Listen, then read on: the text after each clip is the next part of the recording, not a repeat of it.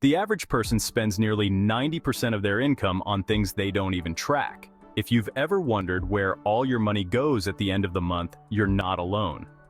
But here's the good news. There's a simple, no-nonsense way to take control of your finances. It's called the 60-30-10 budgeting rule, and it's a game-changing approach that's easy to follow and, most importantly, works for people at all income levels.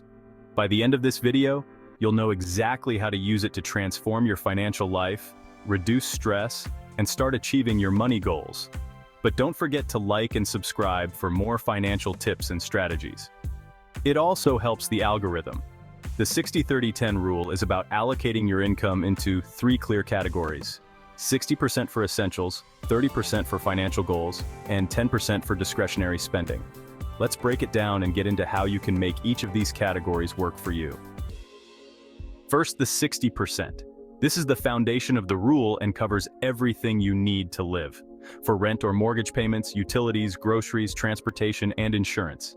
These are the non-negotiable expenses that keep your life running smoothly.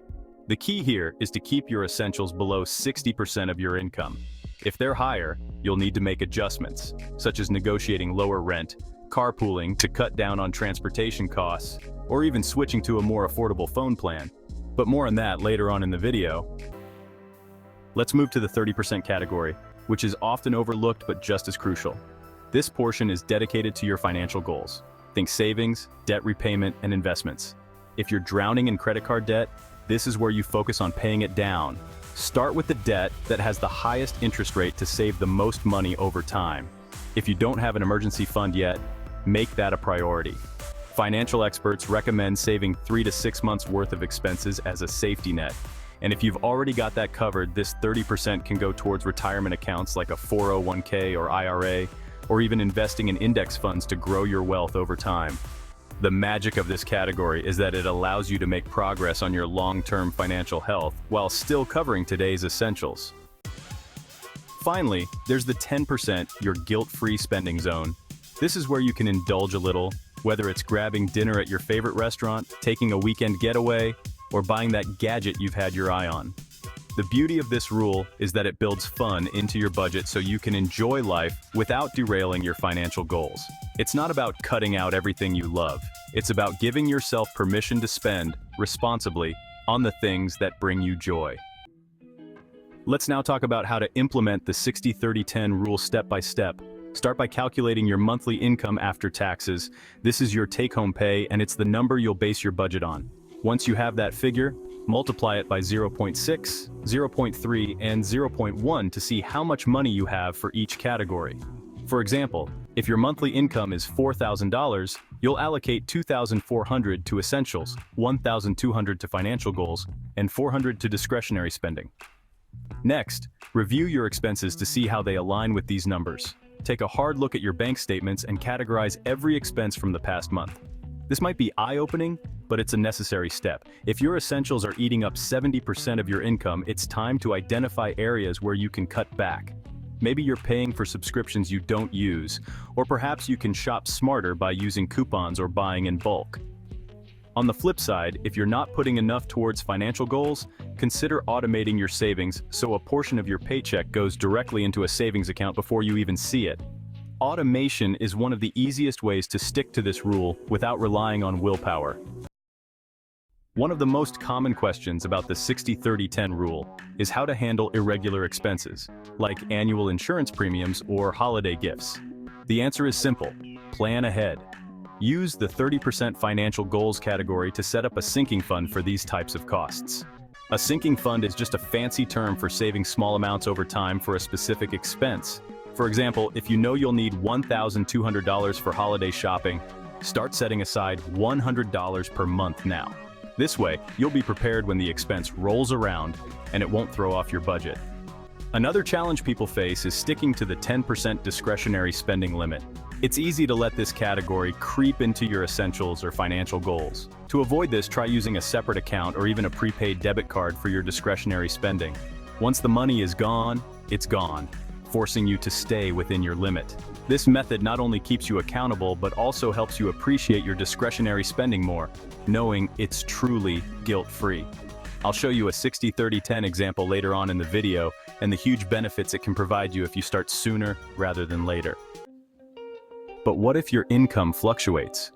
Freelancers, gig workers, and those with irregular paychecks often find budgeting more challenging. The 60-30-10 rule can still work. You just need to adjust your approach. Instead of basing your budget on your highest earning month, calculate your average monthly income over the past 6 months. Use that figure as your baseline. During months when you earn more, save the extra money in a buffer fund to cover months when your income is lower. This way you can maintain consistency and avoid the feast or famine cycle. Now let's address a common misconception. The 60-30-10 rule isn't set in stone. It's a guideline, not a rigid formula. Your life circumstances might require adjustments. For instance, if you live in a high-cost area, your essentials might take up 70% of your income, leaving less for financial goals and discretionary spending. That's okay. The important thing is to adapt the rule to fit your situation while still prioritizing savings and mindful spending. And when you get a higher paying job or move to another area, you can switch to the 60-30-10 system. To make this budgeting method even more effective, pair it with tools that can track your progress. Apps like Mint, YNAB, You Need a Budget, or even a simple spreadsheet can help you monitor your spending and stay on track. Check in with your budget weekly to see where you stand and make adjustments if needed. This regular review keeps you accountable and ensures that your money is working toward your goals. The benefits of the 60-30-10 rule go beyond just managing your money. It simplifies decision-making, reduces financial stress, and helps you build habits that lead to long-term success. Instead of constantly worrying about where your money is going, you'll have a clear plan that aligns with your priorities. Over time, you'll notice how empowering it feels to have control over your finances rather than letting your finances control you. One of the most rewarding parts of following the 60-30-10 rule is seeing your financial goals come to life. Whether it's paying off a credit card, building an emergency fund, or finally taking that dream vacation, every step forward reinforces the value of this system. Celebrate these milestones, no matter how small they may seem. Progress is progress, and acknowledging it keeps you motivated to stick with the plan. If you're still skeptical, let's look at an example. Meet Tim. He's a graphic designer earning $3,500 per month after taxes. Before discovering the 60-30-10 rule, Tim often felt like his money disappeared, and he had no idea where it went.